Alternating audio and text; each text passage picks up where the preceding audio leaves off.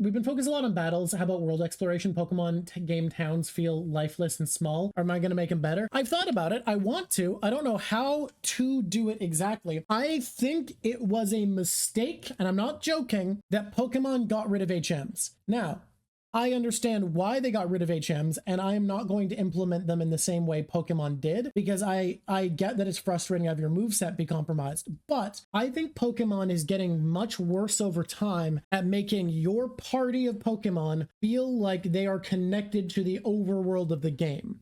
I think Scarlet and Violet did a better job by having battles not go into a mini menu, which we can't really avoid in this game because of our art style and our limitations technologically. However, I think exploration should include your critters, and the way I'm going to do that, the 5th slot of your party is going to be the exploration slot, where if you need exploration done by destroying an obstacle or riding on a critter, you are going to default a critter for each of your exploration tasks, and that slot of your party will automatically be swapped out to whichever critter you need at the moment. So there's going to be a set of like only 5 critters capable of carrying you across water. You need to find one of those as a task in the game to be able to traverse water. You're actively, instead of it being like, you need this badge to cross water, it's going to be, okay, you need to figure out how to get access to a critter who's capable of carrying you across water. And that's going to be like a solution task, because that's what Legends Arceus did in a lot of situations, and I think that felt a lot more compelling. So it's not going to be a move they have to learn. It's not going to be licensing that you need. It's going to mean that you need to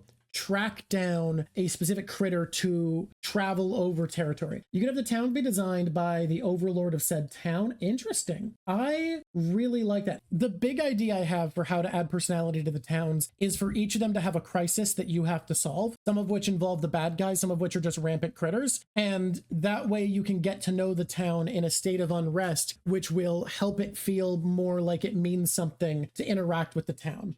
I'm glad you're liking these ideas. I've put a lot of thought into how to make this the kind of critter game I want to see in the world. So all of my answers I'm trying to not make them be like idealistic, this is what Pokemon should do, and make it more from the attitude of what would make me happy to see in a game? What do I think is missing, and what's going to make it more enjoyable for me as a player? Because that's what I want to make.